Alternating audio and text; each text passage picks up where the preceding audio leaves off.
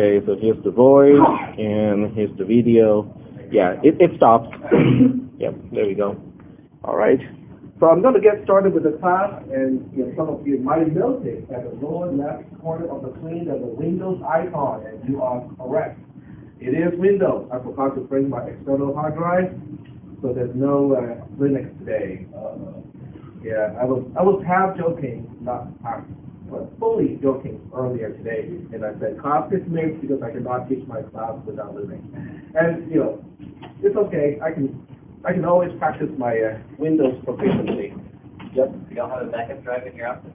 The whole thing is not. Well, I got the whole thing on the Google Drive to try to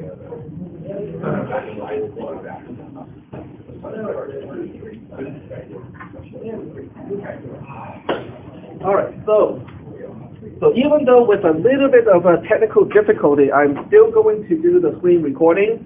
I'm using my phone to record the audio portion, and then use a VLC to record the screen portion. I'll put those two together when I get home and upload the finished product.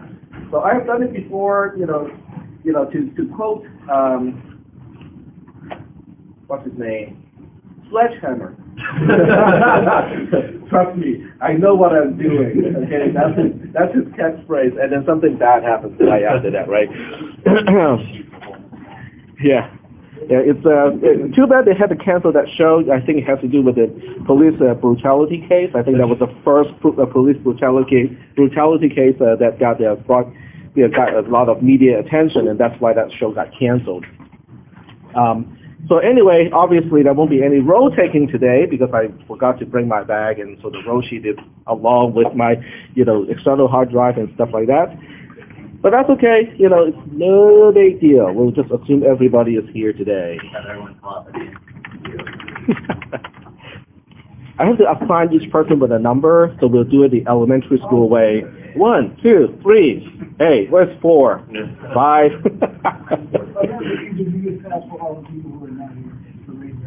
You're allowed in this room, right? Sorry? I'm allowed to have this in this room? Sorry? I'm allowed to have this in this room, right? You can have it, you just... Yeah, don't, yeah. Oh, I won't. Trust me, I know what I'm doing.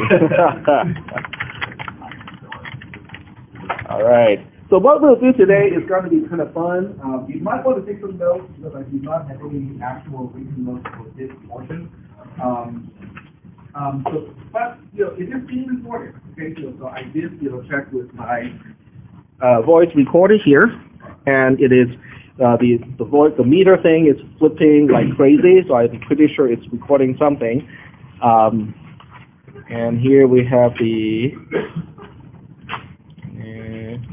site. So first of all, I'm going to have to download all that tools and all those tools again.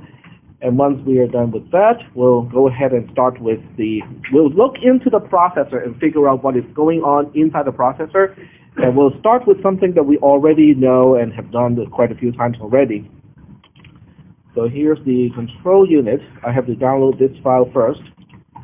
Save link as, put it into my downloads folder. Does YouTube handle the transcripts, like for audio, or is that something that you have to upload? Like Read closed captioning? Yeah. Yeah, closed captioning, it can do it by itself. Yeah. Not guaranteed to be accurate. Yeah. Well, the accuracy has improved quite a bit over the years. So I can tell you the closed captioning is actually pretty accurate now. Even with me, with my accent and stuff like that, it's still pretty good. Whereas before, it's not really as useful. Sorry? Yeah, you can edit it and put it back in, so that's really handy too, if you just have a few mistakes or a few words that you did not catch. Sorry?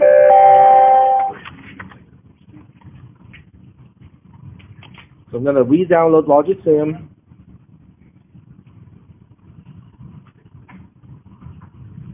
And everything is running a little bit slower today. Come on. It's really, really slow. Do you have, in any of your files, do you have like a tutorial For, okay. Probably because it's converting video to background.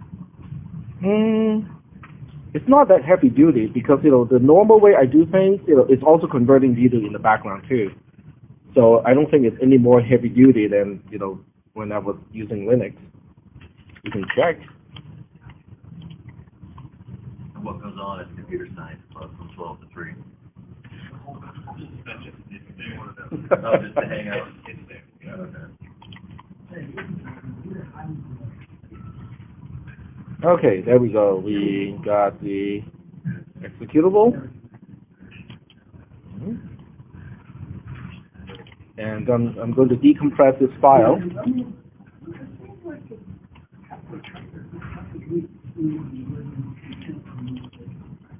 And I'll go ahead and see if I can do this. Nope, doesn't like that. Okay, open.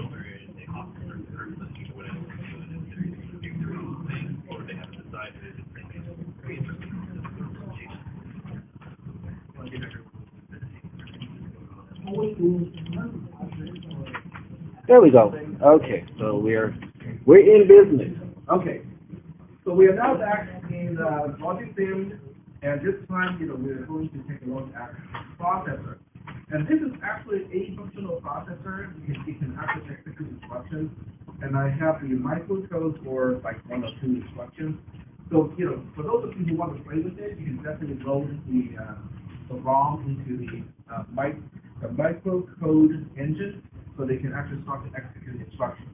We are going to start from the very beginning, okay? At the heart of a processor. At the heart of a processor is, something that can do calculations.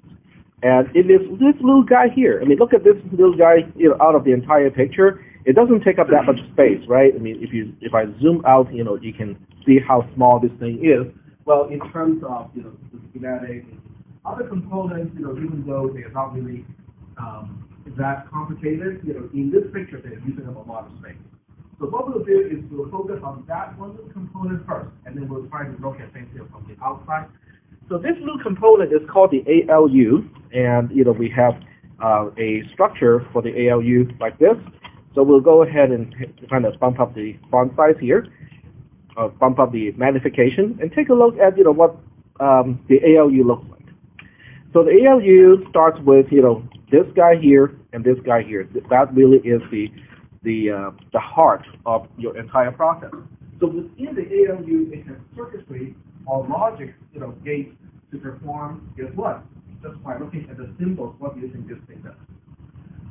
It's an adder. Yep, exactly. So we have an adder and we have a subtractor here, and that's it. Okay. This is a very simple processor. The only thing it can do is to perform addition and subtraction.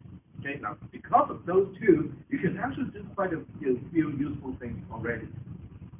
All right. So that's the first thing we notice is there's an adder and there's a subtractor. And when we look at the adder, let me just kind of zoom in a little bit here. This is an adder that you can drag from the components. Okay, this is not the 4-bit adder that we implement. This is actually a built unit already in the library, and I just drag it in from the components. And you can see the 5 ports of an adder. Okay, the 5 ports of the adder has to do with Cin. Okay, this is the carry in. This is one of the numbers that you're adding. This is the other number that you're adding. This is carry out, and this is the sum of the 2 input. Okay. Are there any questions about the 5 ports of an adder? Now, when you click on this, you can actually look at the properties as well. So when you click on it, you can see that there's only one property associated with it, which is the number of bits that you can add at one time. This is an 8-bit processor, and that's why the adder can only add 2 8-bit numbers together and make an 8-bit sum with a carry out. Do we have any questions about the 5 ports of an adder? So the input port is an 8-bit port, so it looks like one single wire, but it is actually 8-bit wire. The other port for the other numbers as an input is also 8-bit wire. The output is also 8-bit wire. Are we doing okay so far with this picture? Okay. Sorry? Got that one? All right. And the subtractor is really not much different when you look at the subtractor. It also has a width. When you look at the properties, you can also change the number of bits. Now it is configured as an 8-bit subtractor.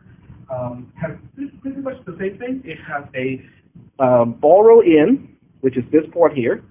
This is minuend, which is the number from which to subtract, and this is the subtractant, the number to subtract from the minuend. Yeah, the number that is being subtracted and the number to subtract from the other number. Subtractor, subtractee. I like that better. And then there's a borrow out, okay, just like your 4-bit subtractor. So from the logical perspective, this is stuff that we should know already, okay, because the 4-bit adder that we implement is basically the first thing, and then the 4-bit subtractor is the second thing. And that's why I start with this part, because we already know about this part. Are we still doing okay so far with this picture? Okay, very good. So when you look at how they're connected, you can see that the first number to add and the number being subtracted, they are both connected to what I label as D in 0. Okay, and this is a 8-bit pin. Okay, if you click on it, you can see this is actually quote unquote a pin. But when you specify a pin to have multiple bits, then it will display like this, so they can change each bit individually. And that means the wire that connects this quote unquote pin is actually not a single conductor, but it is what we call a bus.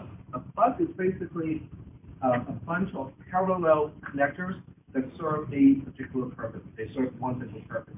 So this is a wire. Even though it looks like a single wire, it is actually more like a bus, where there are 8 individual conductors or 8 individual traces on a circuit board to go from these quote unquote pins to the input, one of the inputs of the adder and the subtractor. The other input is D in 1.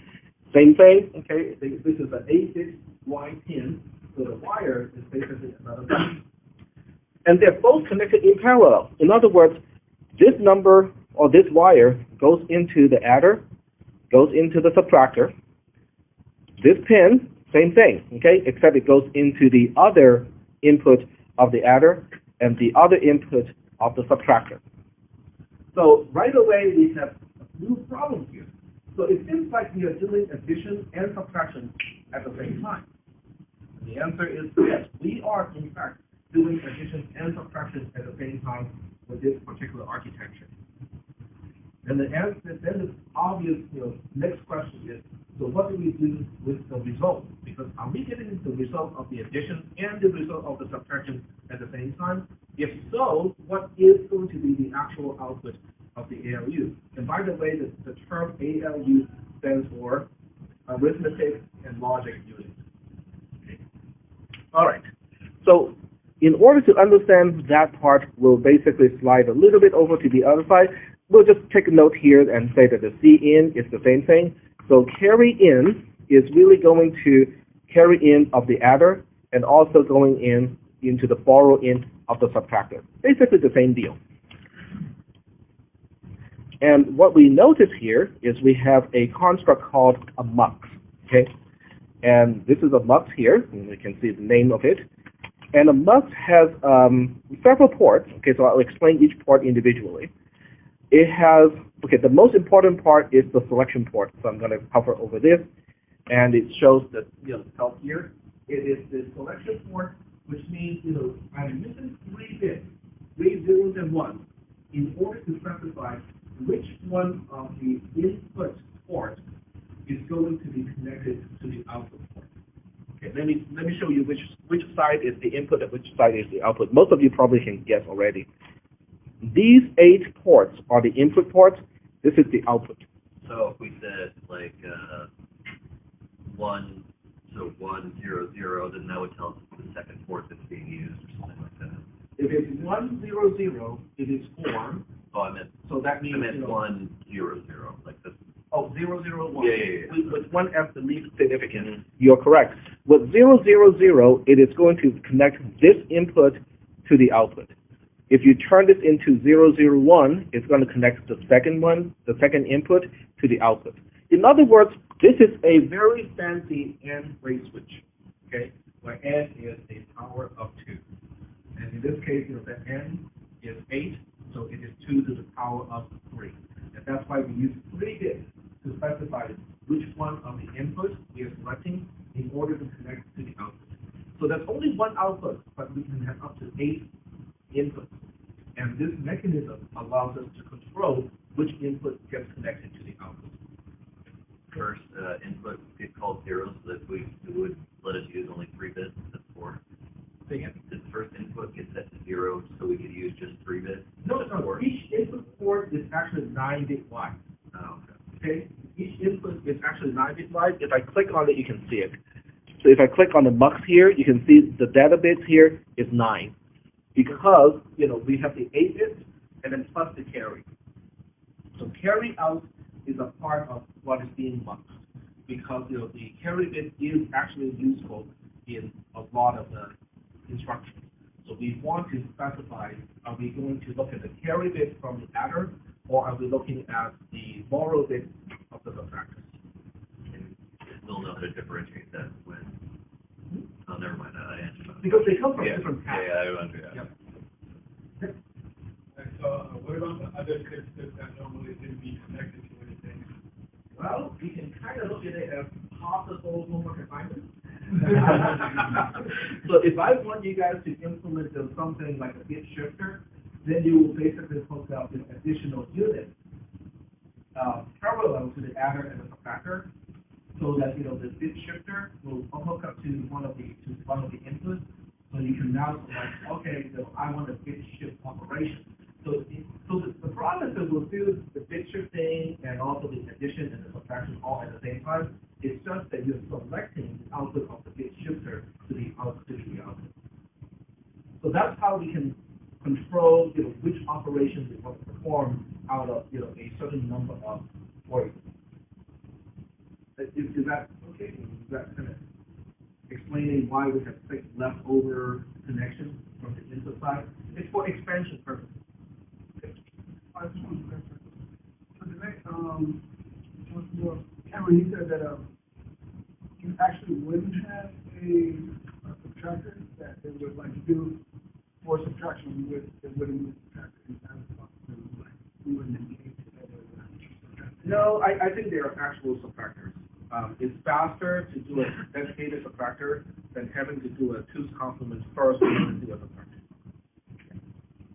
So from the efficiency perspective, it makes sense to have a dedicated subtractor.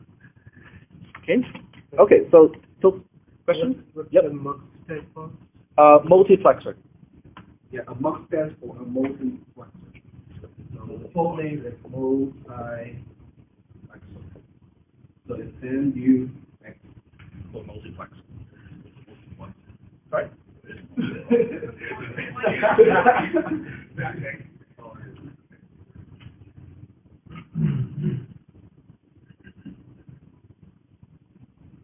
That's a multiplex. It's an 8-way switch in this case, and you have to use 3 bits to specify which input to connect to, and that connects to the output. Is that okay? So it's a switch, basically. It is basically a switch. It is an 8-way switch in this case. Yeah. So you can imagine with 4 bits as the selection, you can now select 1 out of 16 inputs. Yeah. So that's basically what a multiplexer is. Yeah. Now a demux, which is a demultiplexer, is actually just the reverse. So because it's unidirectional, this side is the input and that side is the output. So a demultiplexer allows you to have one single input and you can specify a number of outputs. Yeah. Are we doing okay so far? So the way I'm connecting right now means this is 0, 0, 0. But if I specify the selection to be, let's say, 1, 0, 0, then it will hook up to this input pin instead, because this is input pin 0, this is pin 1, 2, 3, 4, 5, 6, 7. okay so far? And so what does happen to the carry bit or the borrow bit? They are connected. They're part of that. Because we have 9 bits, for each input port, and then we have 9 bits for the output port of the multiplexer. And we need 9 bits because 8 for the actual result of the calculation and 1 for the carry. So how the switch works like when you put 0, 0, 0? If it's 0, 0, 0, then it connects to the first one, Okay. or the port 0, so to speak. If it's like 2, 6, so then it's like the 6. If you want to connect to this one, then you specify 1, 1, 0. How does that architecture work exactly? Like, how does it know that 0, 0, 0 goes to this? I understand the logic, but I mean, what's the architecture like that 0, 0, 0 bit? It's implemented by a whole bunch of gates. Okay. Fair enough. That's a whole bunch of gates. Yep. Any other questions? Yep. Say again? Can you look into like the architecture? The architecture of a demultiplexer? Like, can you do it using one the pre-made ones in Logic? Can you open them up and see? You can play with it if you want to. Look inside. Can you look inside it? I don't think you can. Click on the button and open it up. Yeah, I don't think you can open it up. No, I tried it. That good. Yeah. Yep. So 100, when you put the 1, 0, 0, say connect to number 4 to number 5. 1, 0, 0 connects to the 5th one because we count from 1. But it will connect to this one because this is, okay, so if you count, this is 0, 0, 0, 0, 0, 1, 0, 1, 0, 0, 1, 1, and that is 1, 0, 0. Because we count from 0. Yep. What is the opt-out? Oh, that's output enable. Okay, that is operation output enable, and it is an optional kind of pin. So this one says, if when not 0 output is the selected input. What it means is, if this is 0 like it is now, the output is not driven. Yeah, go ahead. I was just going to say, in the Logic documentation that helped, Yeah. it goes through what the circuitry of the mux does. Oh, okay, great. So if you want to look at it, the online help, will also show you. Yeah, the online help of Logic Sim is actually really good. That in itself is like a full class of how to do logic gate design. I really enjoyed reading it a lot too. So if you go to library reference and go to, let's see, where's plexers? Okay, so we have multiplexer. You said library reference. No, it's not library reference, it's a tutorial. A tutorial. Okay. Also, curious about library reference. And then use the search option for,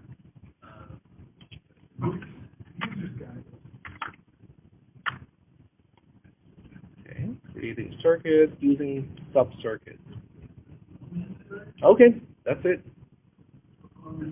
Wow. So Mhm. for those 9 bits, are we always storing the carry bit in the high order bit? Okay. The high magnitude, in most of them. No, they're all significant. Well, no, what I mean is like, when we read in that 9 bit, what is it? When we read that 9 bit, is the carry bit always in one location? So we Yes, it is.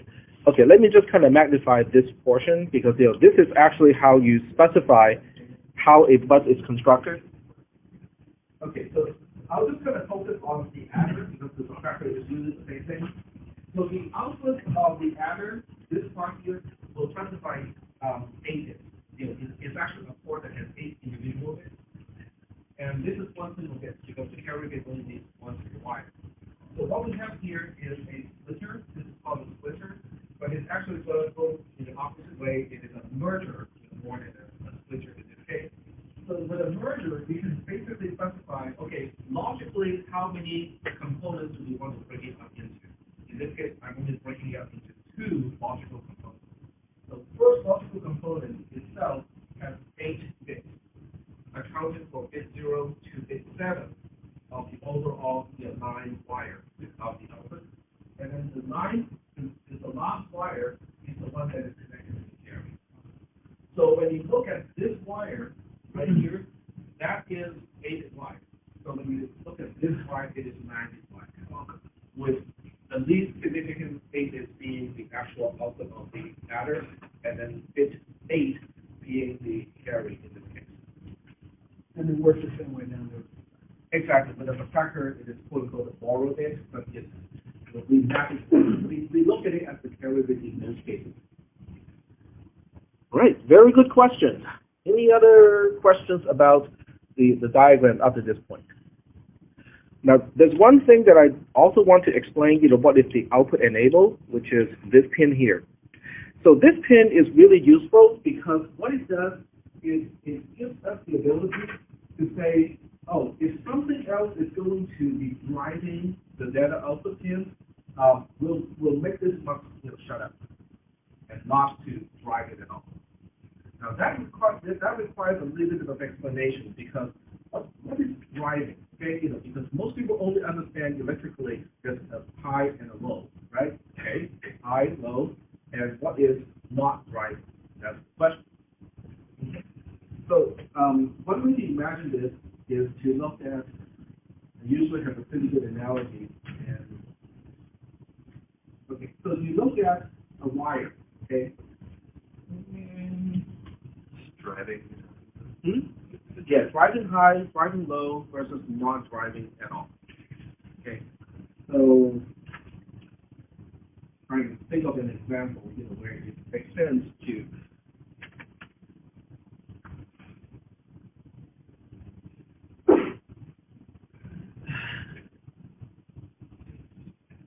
You said you used to have one. What's wrong? I usually have one. Well, okay. The old one that I usually use is the wire in like a bus, Not driving. where you can pull it to let the bus driver know that you're going to get off.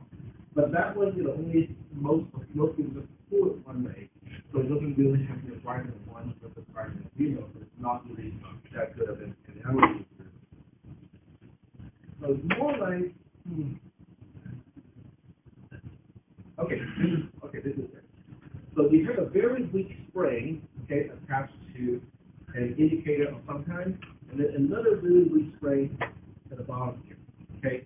So if no one is, pushing it or pulling it, it's just kind of hanging in the middle, kind of quote unquote floating, okay? So, it's just floating here, and it's easy to push it one way or another. This is not driving. Driving it high means I actually put in effort to push it to a high level. I'm actually pushing.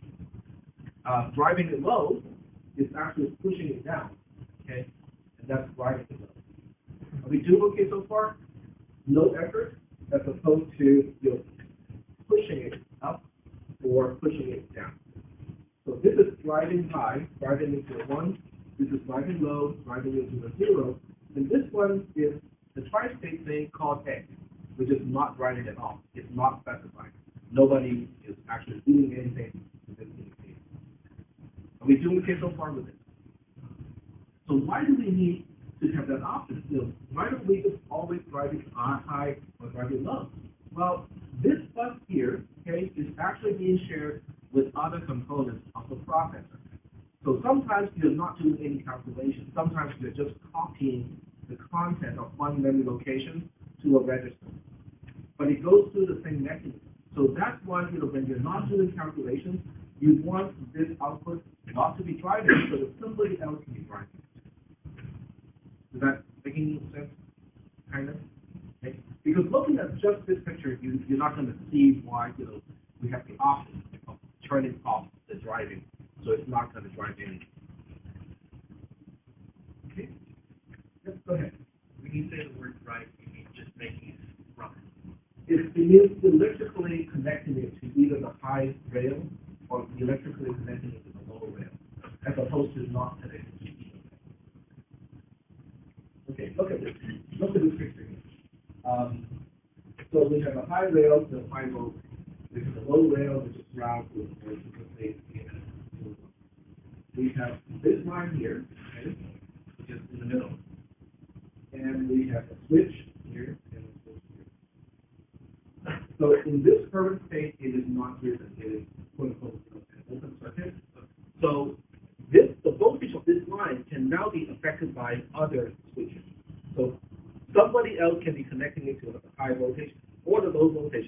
influence the voltage of this particular wire. On the other hand, if I close this switch here, then this circuit is starting it up. Okay, so here comes the next question. What if there's a design flaw? Okay, the design flaw here, this circuit is driving it low, and then somewhere else along this wire, another circuit is connecting it to high. What if there's a design flaw that ends up with something like this? Obviously, this is this is going to complete a circuit that has no or very little resistance, because the electricity goes from here to here all the way to ground. That's going to be a lot of current, because basically this is driving as hard as it can, from the 5-volt rail to the 0-volt rail. The name for a situation like this in a processor design is called a bus fight. No, I'm serious. This is called a bus fight. Okay, so a bus fight is usually due to either a design flaw or a chip going bad, so that when it's not supposed to be driving, it is driving, and somebody else is legitimately trying to drive it in the opposite direction. So when you have someone who's driving this high and the other one is trying to drive it low, the actual voltage of this line is going to be difficult to determine, because it depends on who is stronger. Well, when dedicating the gauges, Okay, what usually happens is the computer dies. The computer dies because this is not a mechanical switch. Remember, this is a MOSFET, right? So, this is a high voltage MOSFET, a P-channel MOSFET, and this is a little side drive, so it's a N-channel MOSFET. Okay, so these are tiny, tiny little transistors. Remember, 18 nanometers, right? And you're trying to pump a lot of current from here to here. These things, even though I cannot display a resistor in it, it does have resistance. So when you have current and you have resistance, what do you get? Voltage. Wattage. And that wattage has to do with heat dissipation. So the transistor will overheat and die. Okay? Now, I can already tell you which one is going to die. This is going to die first. Okay? Because P-channel MOSFETs are weaker by design, because of the way they manufacture P-channel MOSFETs, they cannot drive as much current, which usually means they have a higher resistance, so it's going to heat up more first. So this one is going to die, and when you die, it's usually by open circuit, so that will quote unquote save the low side drive, because one side to sacrifice itself to save the other. So you said so that it's controlling the output of the MUX. Yes, it controls only the output of the MUX, but it controls all 9 pins at the same time. And then, so you're saying, if we go back to the name and look at it from the safety, that we have other components hooked up to that output? Yes. Yes. But I want to make sure that we all understand this picture first before we go out to the component view of this picture to see how it is connected on the outside. So like we have 3 modes, drive high, drive low, and not driving. And we have only 2 bits, 0 and 1. Right. So how we control these things with the 2 bits? You don't, because when you have a pin, an input pin, and you do not select the you say yes to tri-state or 3-state. So what happens is, when you click on it, you have 3 different options. You have a 0, you have a 1, and then you have an X. Now the X means it's not specified. It's neither high or low. It is just not determined. Yeah, it's not determined. That's fine. Right. All right. So are there any other questions about this picture? Let me zoom out just a little bit, so this way you can see, kind of like the overall picture, and that way it's easier to ask, if you have any questions about this. Are there any questions? That's just the ALU. Oh, this is. This is actually the ALU. You're correct. This is the ALU. Okay, there are several questions here. When I'm done adding or subtracting, does it specify where I'm storing the results? Well, so remember, I'm driving the output, but as soon as I stop driving, or when, as soon as there's other numbers to come in through the input, that result is on. Right. Right. But eventually has to go, exactly, eventually has to go somewhere where it can be stored. Okay? But this does not include anything to store the results. Your opt out and then turn to when it opens the gate, allows to send out the information to the one gate wherever your memory is at. It's also going to have an opt out and pin that will tell them to read at the same time so that when the bus is active. Right. Eventually they have to be connected. Exactly. Yes, exactly. But within this mechanism itself, it has no storage that has to be involved. It's an instantaneous calculation. As soon as the input pin change, the output pin will change simultaneously. Well, not simultaneously, but structurally in the propagational delay, it will change within the propagational delay period. What was the opt-out pin again? Which one? The opt-out pin next to the offset. Is operation output enabled. What does that mean again? I missed it. Okay, it basically specifies whether the mux output should be driving the pins or not. Okay. So right now, it's not driving. And I can show you, within this circuit, you can actually do simulation already. So let me go into simulation mode. If I turn this from 0 to a 1, you can see it's now driving. Is that making any sense? If I turn it off, it becomes all X. And you can play with it too. I mean, you can just play with it and go, oh, I want to add 1, 2, 2, and make the output enable, and this is the sum. But if you want to calculate the difference, then you change the operation selection, and now it becomes a subtraction. Is that working out okay? So it's nice because you can look at a fairly small component within the processor and actually play with it. Okay, that's what happens when I click this. Yep. So we also need to have a multiplier and divider. You can potentially have a multiplier circuit as a division circuit, but multiplier circuit is pretty complicated all by itself. You do not find a hardware multiplier on really inexpensive processors because it takes up quite a bit of code. And you can implement multiplication using addition and bit shift. Yep. With the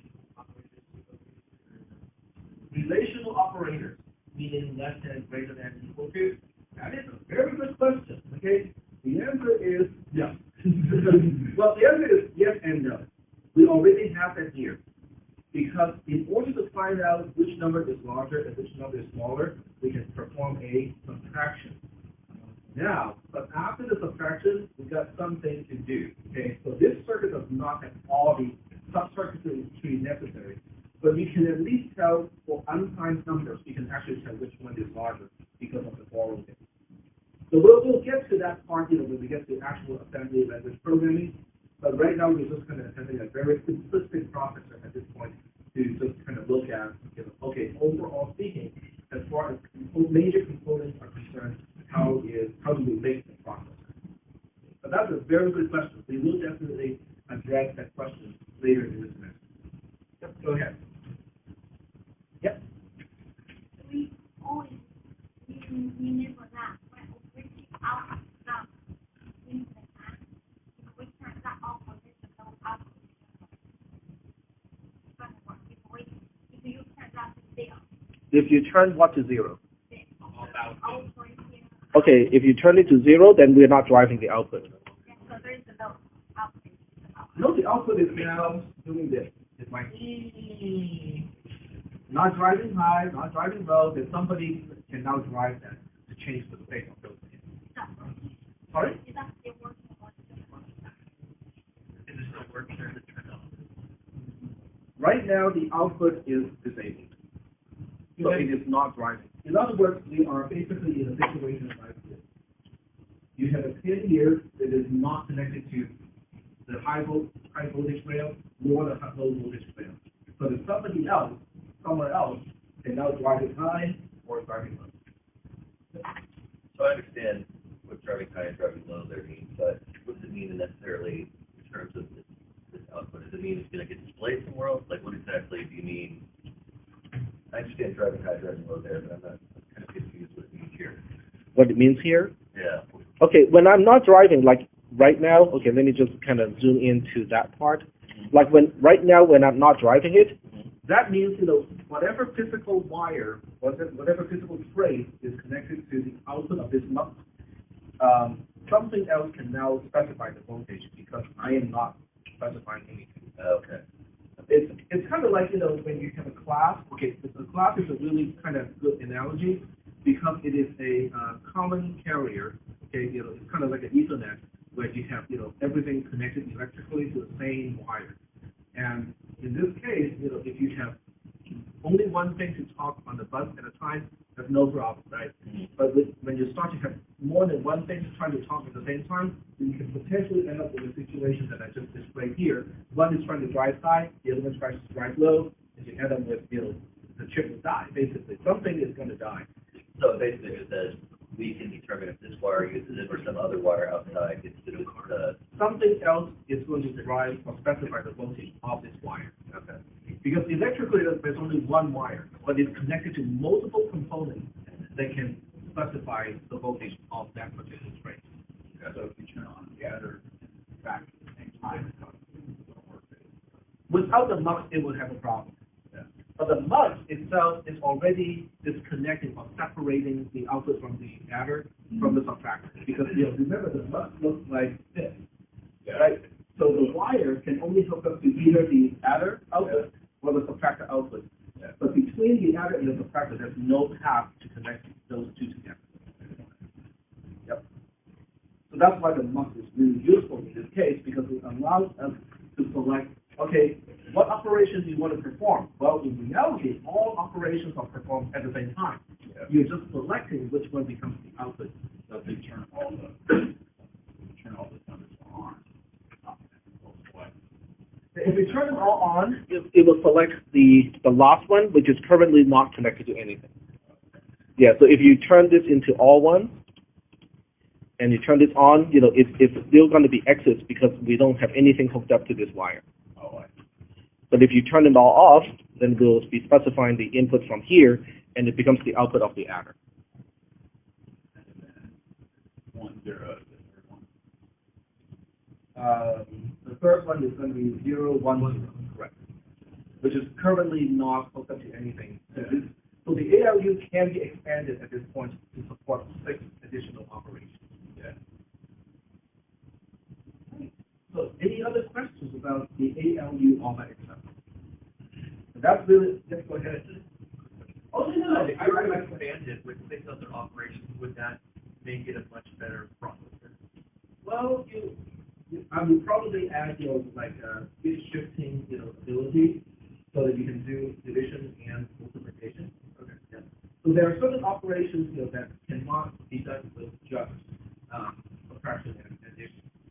But for the display of the architecture is concerned, this shows sufficiently, how the ALU can be done. Yep. So you guys can play with it. Obviously, this is like Legos, but it's better than Legos. I can build something halfway, and then you guys can finish it or add additional components to it. And unlike Legos, you can back this up too. You cannot back up a Lego design and go like, I'm gonna save this, and we'll do something dangerous to it, and then this didn't work, and you swap in the backup. I do not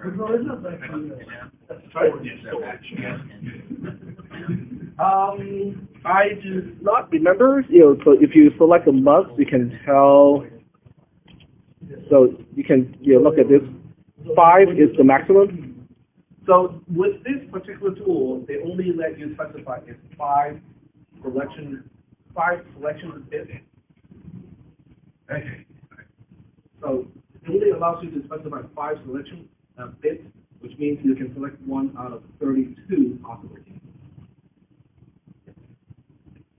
No, this is. Oh, okay. You meant the 5 bits is the offset is 5 bits. Or So 5. the 5 bits being the selection bits. In other words, instead of 3 bits here, the logic sim allows you to specify up to 5. And 2 to the power of 5 is 32. But you can hook up multiple muxes together.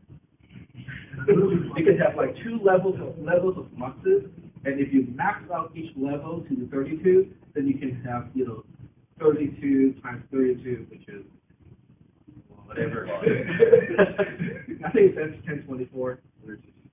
So you have 1024 because 2 to the power of 10 is 1024. So you can select one of 1024 possible. Yep. I just didn't figure out how did that ultimate zero is the only 001 working, otherwise it's also off. Because this is selecting which one of the input connects to the output, and we only have the first two actually connected to something, so the rest is not. They're not connected. So obviously, if you connect to like 010,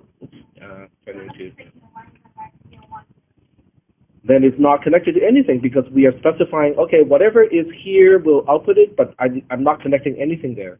So that's why the output is non-determined. It's undetermined because there's nothing hooked up to the input corresponding to 010 as an input. How's the relationship between the identity and the what?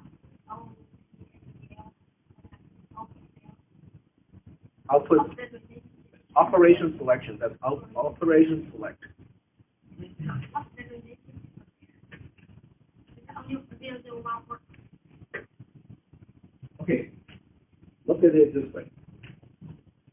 MUX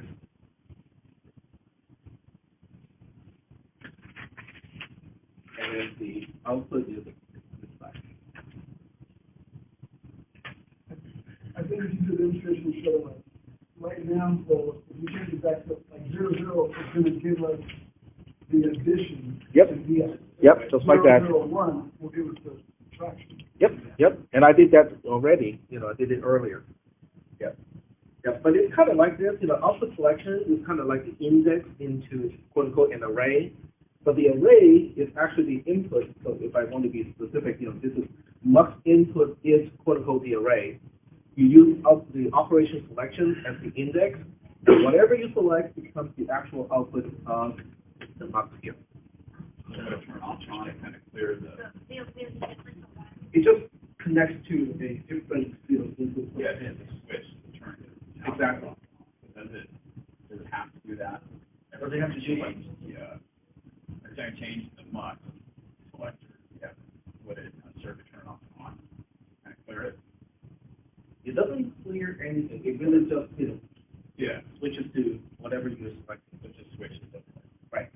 Now, if you want to complete this picture, there's one additional switch here, and that's your enable. So that's output. Why would you want to turn that off in this case? Well, because this is a very low-level diagram of one single pin, of one single bit. So if you can just kind of imagine there are like 9 of these things stacked up, that's your 9-bit mux. Right. This is a 1-bit mux. Yeah. But if you want to turn it into a 9-bit mux, it's just really stacked up, in the z-axis. Yeah. Yep. The output. What is that? Say again? Yes. Yes. Because there are 9 bits. Remember, there are 9 bits going in, so there are 9 bits coming out. Out of the 9 bits, bit 0 to bit 7 is the result of the calculation, and then bit 8 is the carry or the borrow. And when we get out, we split them up back into the 8 bits as the result, and also the carry out, which is individual. All right. Yep. What's the D out? D out is data out. Yeah, so data in 0, data in 1, those are 2 input ports, and then D out is the data output. And you can see it's using a rounded edge rectangle, and that's consistent with the symbols that we use for pin. Because a single bit output pin is a circle. So if it's rounded, it's output. If it's squarish, it is. Great. Very good. Are there any additional questions about this?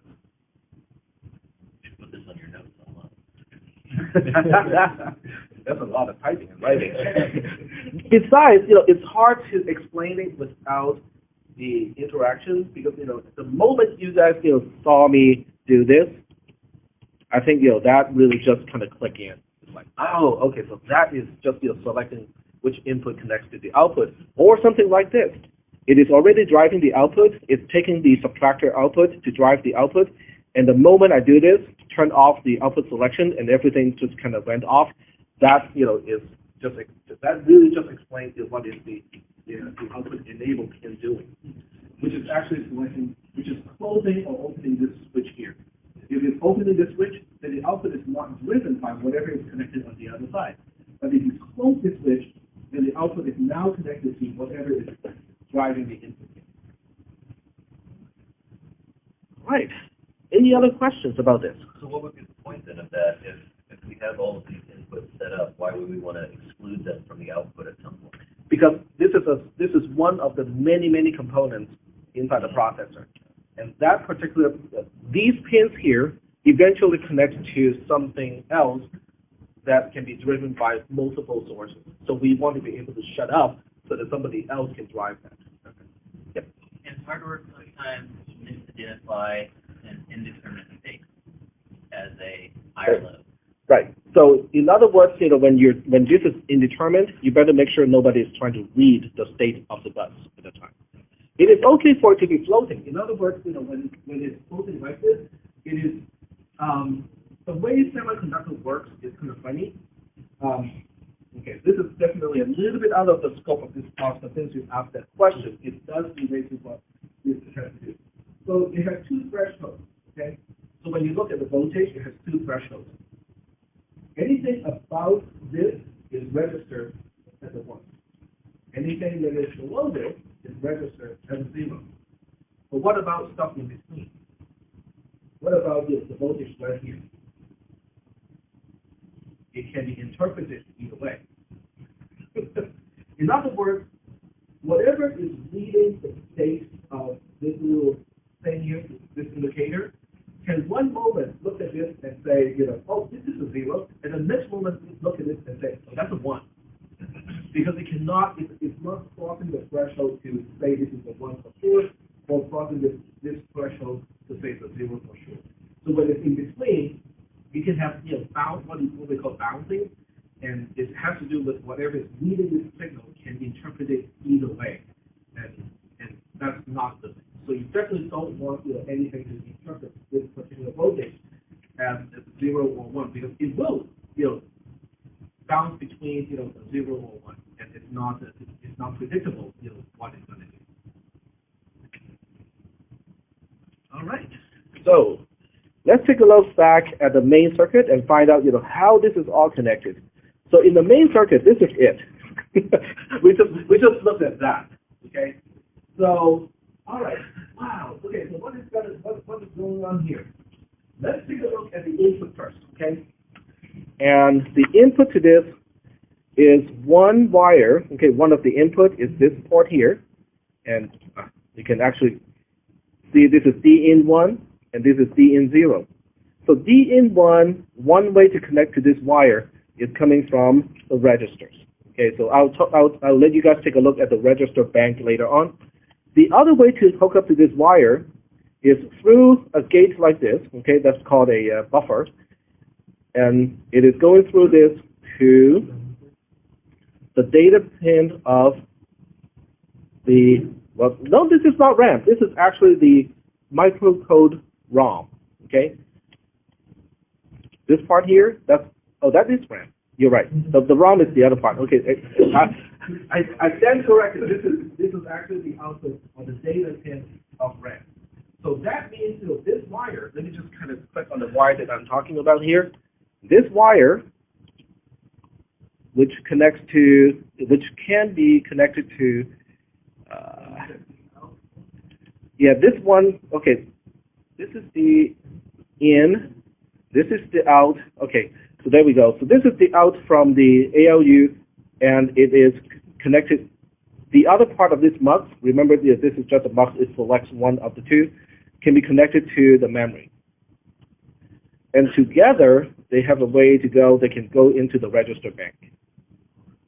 Okay? Okay, so let's get back to the original problem of the ALU. The ALU has no way to store the results. And besides, where do we get numbers to add? In the two inputs to add or the two inputs to subtract? Where do we get those numbers? The input. D in 0 and D in 1. D in 0 and D in 1. Okay, So where do we we get get those values, don't we get them from the data line? Well, let's take a look at this trace here. This is one of them, right? So you can see this one connects to one of the ports of the register bank. The other one, which is this one here, also connects to the register bank.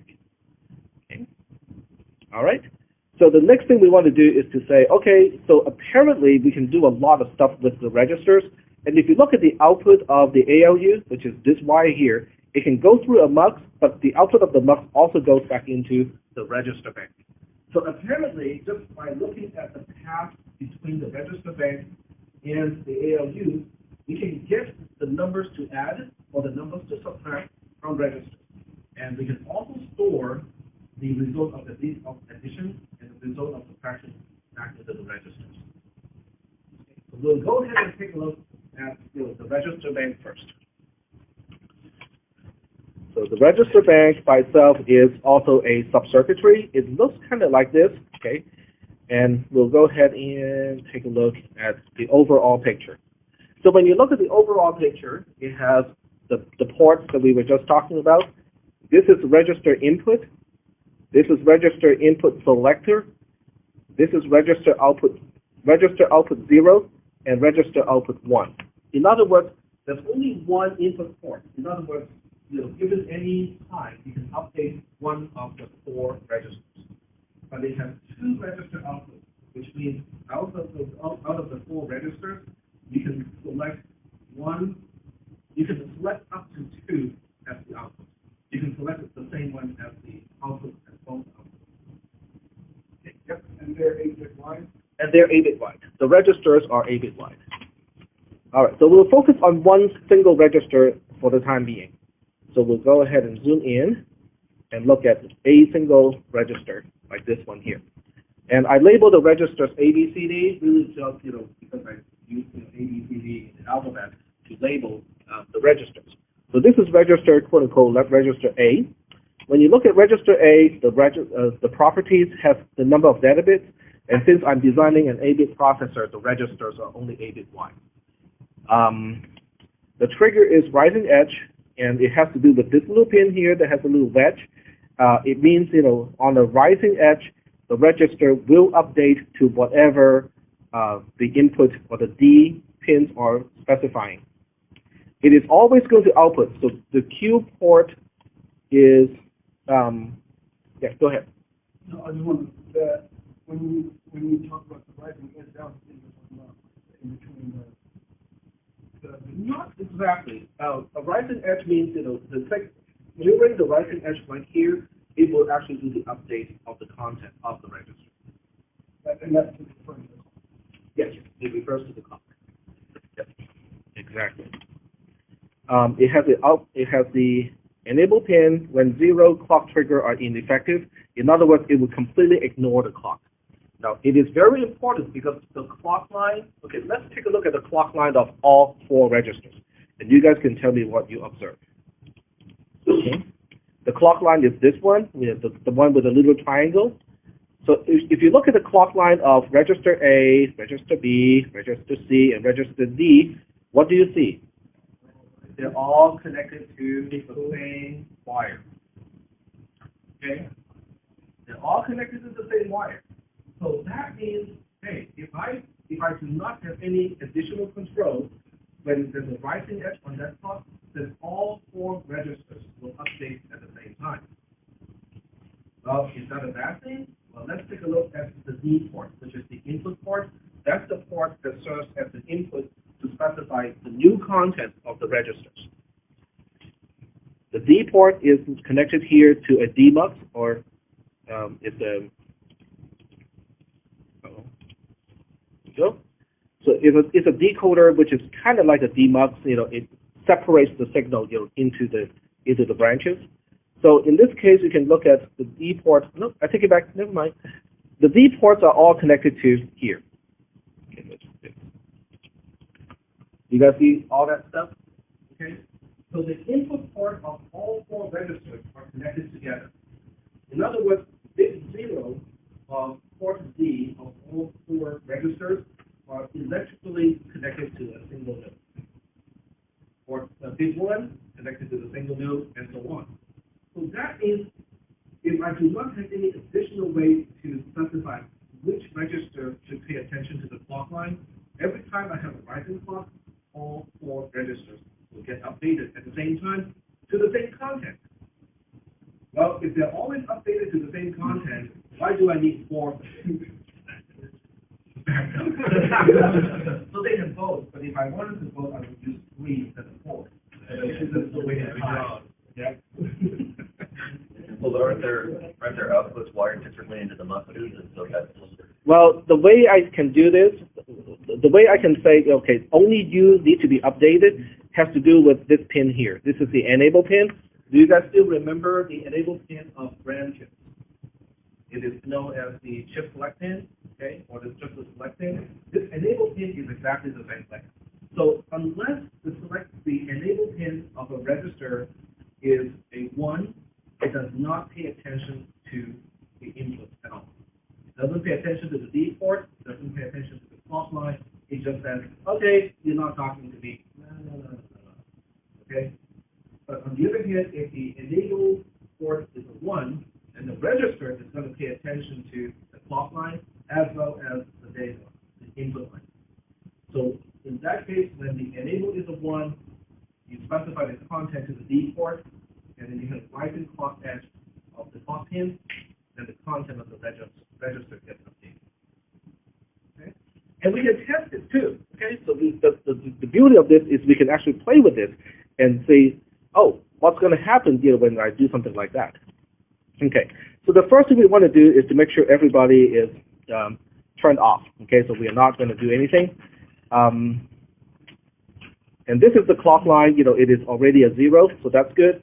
The reset line here is really just the same thing as the clear line of brand. So when you have a 1 of the reset line, all registers will reset to the default value of 0. Okay, so that's useful when you are powering up a processor or when you're doing a hard reset, but otherwise, the reset pin is not useful. It is normal operation of the computer. Does that happen during post? The reset line? Yeah, would that get triggered like during post like that? That's a good question. Okay, so the question was, how do we make use of the reset pin? How do we assert the reset pin when we power up the computer so that all components within the processor and the rest of the motherboard will reset to the default state? That's kind of the question.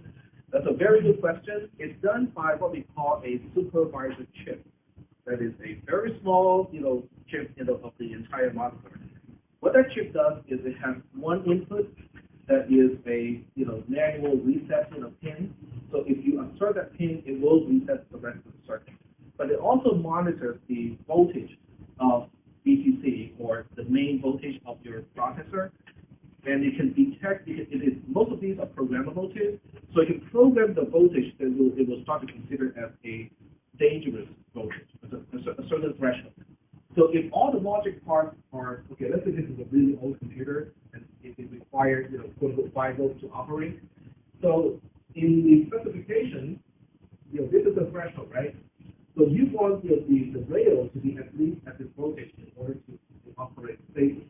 So you can program the supervisor chip and say, if VCC drops below, let's say 4.85 volts, okay, then it will just assert the reset line, and it will hold it. It is not just asserting it once. It will hold that line until power resumes to the healthy level for a certain length of time. Then it will release the reset line. And at that point, the processor will start to clock again. It will start to operate. But it's usually done by an independent chip that is not inside the processor. Yeah, it's called a processor. Exactly. It's called a supervisor chip, which usually also includes what we call a watchdog mechanism. I know I'm digressing a little bit here, but it is kind of related to that one, okay? So a watchdog is interesting because it allows your computer to detect that it has quote-unquote locked up, okay? So the way it works is like this, and a watchdog is like this. You have to, okay, these are actual technical terms, so, you know, I'm actually using technical terms, even though politically speaking, it may not be entirely correct, okay? So a healthy operating system, okay, that is operating normally, would have some kind of logic, usually done by a timer interrupt or something like that, to hit the watchdog once in a while. Okay, and by hitting, I mean it's just you're setting a pulse, okay, just a transition to the watchdog circuit and say click like that, click like that. So every so often, you know, it depends on how you program the watchdog chip and which operating system you're dealing with. Let's say it is, let's say the watchdog will time out, quote-unquote time out in 2 seconds. Okay, so if the watchdog is not getting hit within a 2-second period, then the independent supervisor chip will say, uh-oh, something is not right. I'm supposed to be hit every 2 seconds, and I have not been hit for the past 2 seconds. And guess what it's going to do? Assert the reset line, and then repeat. In other words, it will just reset your computer. Okay, if your computer locks up and the operating system cannot operate even that far to keep the watchdog from resetting the whole computer, it resets. And that circuitry is particularly useful in an embedded system. But with a PC, means you can just unplug it or, you know, turn off the power, turn it back on again. What if this is a Mars rover? Who's going to reset? We'll contact the Martian. You know, can you please go to the Mars rover and hit that button once, please? So, you know, and for embedded systems, you know, this is a really critical circuit because if for any reason, it doesn't even have to be a software reason, because sometimes the hardware glitches can cause problems like that too. But for whatever reason, if your computer locks up, it will reset it. And I only mentioned that because, you know, the output of the watchdog circuit also hooks up with the reset line, and that's a global, you know, circuit or global node. It connects to all components in the computer. All right. So let's go ahead and see how we can get the content of, let's say, FD in hexadecimal into register C in this case. Okay, so let's go ahead and play with it. Sorry? D is 13. D is 13. Yeah. So FD is 1111. That's F. And D is 13, which is 1101. 01. Okay. But you can see that nothing is happening to the registers. None of them is reacting, you know, in any way because, well, I have not really done anything to the clocking yet. But I don't want to do any clocking until I specify which register is supposed to be paying attention. Did I say register C? What I did. Okay, so let's say I want to write, you know, FE, you know, as a bit pattern to register C in this particular case. Okay, so the input is already specified, but I do have to specify which register.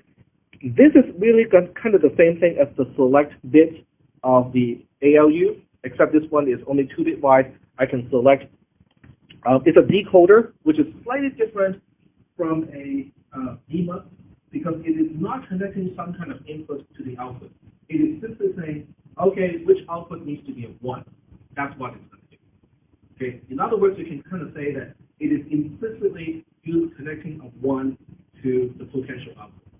Okay. I want register C, which is this guy here. And when you look at the register C, the enable pin, it connects to, you know, bit number 2 because we count from 0. This is 0, 1, 2. So I need to specify 1, 2 here. So with the register input selector, you know, 1, 0, I have now selected this guy to be the output. And I will also have to specify register write enable here so that this now, you know, is driving it. You can see the light green line. Okay. So now register C is now saying, okay, I have been selected. Okay, I'm the one who's paying attention. Out of the 4, only register C is paying attention. Now that is the result of using a decoder, because the decoder can only only make sure that one of the 4 outputs is getting a high signal. The other 3 will be getting a 0. Okay? So at this time, I'm completely set up. It's time to clock it. So I would transition register write clock from 0 to 1, and then back to a 0. Okay, because the quote-unquote rest state of the clock line in this case is a 0. Okay? If I'm not doing anything, it should go back to 0. And you can see that register C is not updated to the value of SD. And I should also reset the other circuit too. In other words, register write enable should go back to a 0. So this way, none of the registers is paying attention. And that's the way I want it, because I don't want to have a register paying attention when something is happening to the input pin. So this is one cycle of writing to a single register. We still do okay so far with this discussion. Yep. How about that? Register. Work on and then reset one. Say again? We have white reset, white later, reset more. The next one Close to the, The register word clock. sorry? The register. Register write clock. What about it? that only one working at one time or Okay, when you look at the wire, it connects to all 4 registers. But you also need the selection or the enable pin to be a 1 in order for a register to pay attention to the clock line. So at this point, because none of the registers have the enable pin turned on, so you can clock all day long and nothing happens to the register, or nothing happens to the content of the registers. They will hold their current content. They're not going to get changed. so the only one working is reset one time. We have 4 top of them. Only up to 1 can update at any particular time because of the decoder. Because the decoder can only change one of the enable to a 1. And as a result, only up to 1 register can be changing at any particular time. Now, right now, because the output of the encoder is actually disabled, so that means that none of the 4 registers is actually paying attention. So I can clock all day long right now, and nothing happens. Yep. So now if we do a register working clock plus 0 and select a different register, so the data stays there until we change from here. You have to make sure that this pin, which is registered write enable, is a 1, because right now I can do this all day long, and you can see nothing happens, right? Because no one is paying attention. None of the registers is paying attention. Are we still doing okay so far?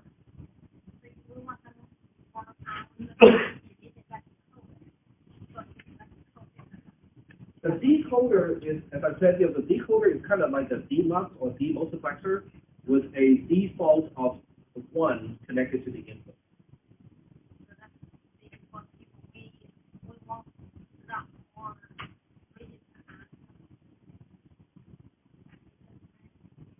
I think she's asking how the decoder determines which register is turned on or off, which I think is the register instead, right? It's the opposite of this. The decoder circuit is the opposite of this. It has 1 single input. In this case, the input is a constant of 1, but it has 4 possible outputs. Like a train switch. Yeah. Yeah. Well, either one is like a train switch. It's just the direction is different. Right? Are you switching from 1 input to 4 output, or are you switching from 4 output into 1 output? 4 input to 1 output. Yeah. Yeah. In a way, because trains are bi-directional, so. But if you imagine the train can only go in 1 direction, yes, then it would be a really good analogy. All right. So let's go ahead and change one of the other registers. I'm going to change register, say B, and I want to specify the content of 2E, okay, for no particular reason. Okay, so we want to update it to 2E. So the first thing is to change the input pins, okay? So we want to specify 2E, which is 0010, that's 2. E is 1110, so that is 2E. And I want to change register B, which means, it is 0141. the register input selection because it is actually, this is 0, 0, this is 0, 1. Okay, so that's why I need this one to be a 1. Then I turn on register write enable to basically say I'm about to write to whatever register is being selected now. Then I cycle the clock, okay, high, low, turn off register write enable, and you can see now register B has a 2E and register C has an FD. So it's basically the same cycle that we have talked about before. It's just that I selected a different register to write to this one. Now that I have two registers with some value that is not 0, let's see how we can specify the two outputs of the register bank. Now the reason why the register bank has two outputs instead of one is because when you do addition, how many inputs do you need? 2. When you do subtraction, you need 2. So we want to be able to supply both inputs to the subtractor or the adder from registers. Okay? So that's why the register bank has up to 2 outputs. The output of registers is something that we have already seen and talked about already. It's through the circuit of a mux. In this case, these muxes are smaller because they only have to choose from one of 4 inputs to connect to the output. Instead of from the ALU perspective, you can choose one out of 8. We're still doing okay so far with this stuff here. Okay. So let's say we want, let's take register C to go to register output 0. Okay. So you can see register output 0 is connected to this particular mux. And this particular mux is controlled by register select 0, those 2 bits. And I wanted to connect to which one again? B or C? C? Okay, so C is 1, 0, because this is 0, 0, 0, 1, this is 1, 0. So I'm going to say 1, 0 here, okay? And I also have to make sure that the register enable is turned on. So I now specify a 1 here to say, yes, I want the output to be output. And you can see now the content of register C is now appearing as the pin that is labeled register out 0. And I can do the same thing with the other outputs. So let's say I want register output 1 to connect to register B, okay, because I used up C already. So we'll go ahead and connect register out 1 to register B, okay? It's basically the same mechanism. This is 0, 0, this is 0, 1.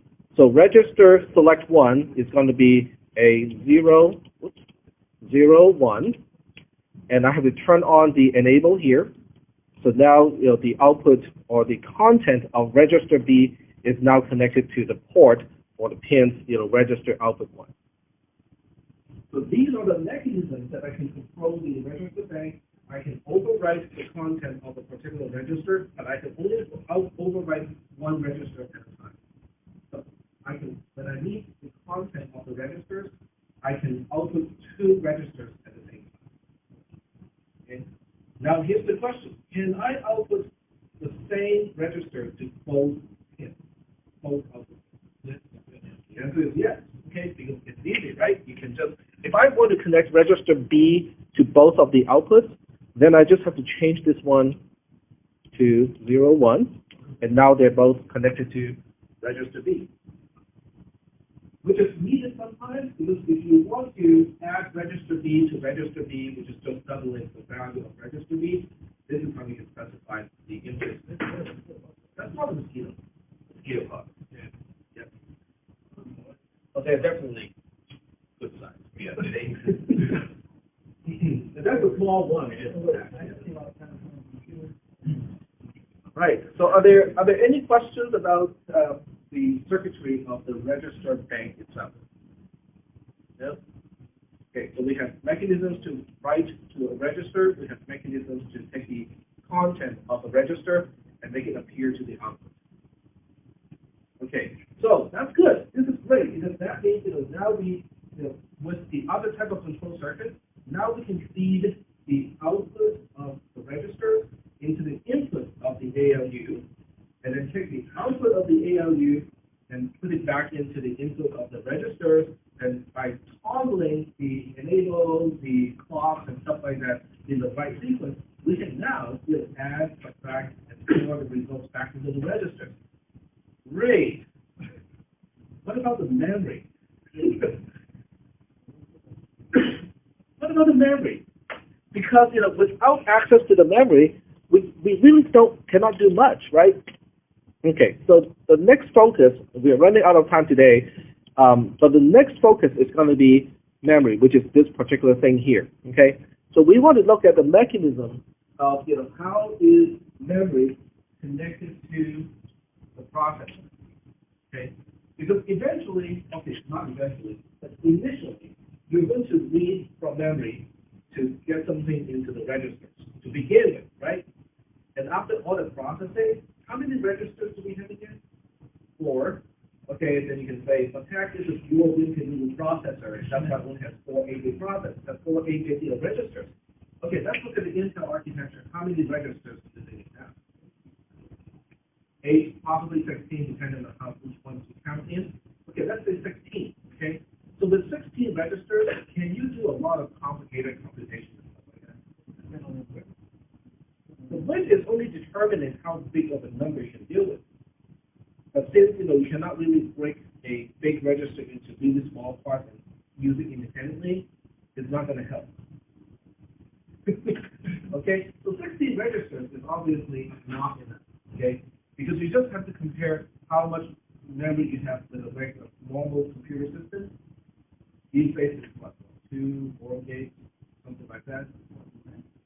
Yeah. Yeah, 8, 16. Why do you need 8 of it? Because most games require. Thank you. Thank you. And my office machine only has 2 gigs, and it backs up the power server, it backs up the Google server. I can do web browsing at the same time and use Logic things. I use that 4 and 8 Logic things. Okay, but here's the case. If you have to do one thing, here's the case to connect to the next class, on Tuesday. So let's say each register is 16 wide. Then you have 15 of them, right? Okay, so this is 2 to the power of 6, and this is 2 to the power of 4. So you end up with 1024 bits. Okay, lowercase d for bits. Okay, and how much register do we have again? 8 gigs, 16. Okay, 16 gigabytes like that. How do these two numbers compare? That's 1 kilobit. That's 1 kilobit, which is 128 bytes. And this is 16 billion bytes. Okay? All right. So the question is, okay, we can do, at this point, we kind of know how to connect the ALU to the registers to do computation. But it can only work with this many things. Okay? What about the rest? How do you store the results with the rest of the storage system to the RAM? Okay, that is the question that we'll answer next Tuesday. Now, these are consensus and just kind of look at it, play with it a little bit, try to figure out how we connect it to the memory bus. Yep, go ahead. No, this is the number of bits of all registers because we have. This is the Intel architecture. We're dealing with 64-bit registers times 16 registers. The bus width? Yeah, 64. Well, if it's a 64-bit processor, we assume the bus width is 64. But it may or may not be that way. Okay, you can run it. You can slow it down exactly. So if you look back to the 8088 processor, which is the one used in the original IBM PC and then later on the XP computer, this is the processor. The Intel makes a different processor called the 8086. The difference is this guy only has an 8-bit data bus, this guy has a 16-bit data bus, external data bus. Okay? So the difference is it will take this processor 2 cycles to write 16 bits to memory. It will only take this guy 1 single cycle to write to memory. And later on, obviously, we have 386, currently 386 as X, which is 32-bit wide external data bus, 16-bit external data. Yep.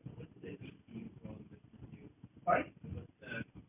ECU or the CU? Electric, electronic, well, you can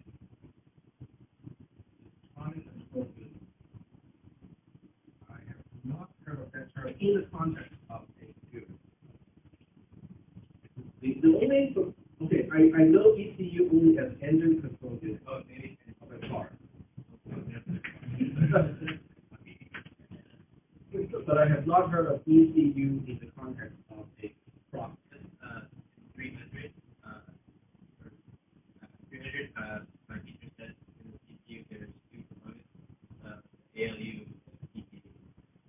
The ECU probably refers to the other parts, the parts that are not a part of the ALU, which is the peripheral circuits. We call those, kind of, sometimes we call it glue logic, because now you have all the major components. You have the register bank, you have the ALU, you have the memory bus, and you have all the important parts. But they are all kind of like loose units. So the things that glue everything together, maybe that's what they're referring to. The 80 days is happening. I think they're released at about the same time. This is basically just a low cost version of it. Because, okay, from the router's perspective, if you have a 16-bit data bus to route, it is significantly more difficult than an 80 data bus to route. And it's the same thing with 386. The 32-bit data bus to route is a lot more difficult than a 16-bit data bus to route. So if you don't want to spend the money on a like an 8-layer board for a motherboard, then you choose a processor that has a smaller number of data bus, so it's easier to route with a less expensive motherboard. So that's basically what it is. Modern motherboards are how many layers? Let's find out. Yeah, because it's interesting. If you think about it, if you just look at the motherboard and you think about what is going on in the design and also the implementation, it's interesting. So we'll say, yeah, mainstream, motherboard, layers, PCB. Okay, so do you see any numbers?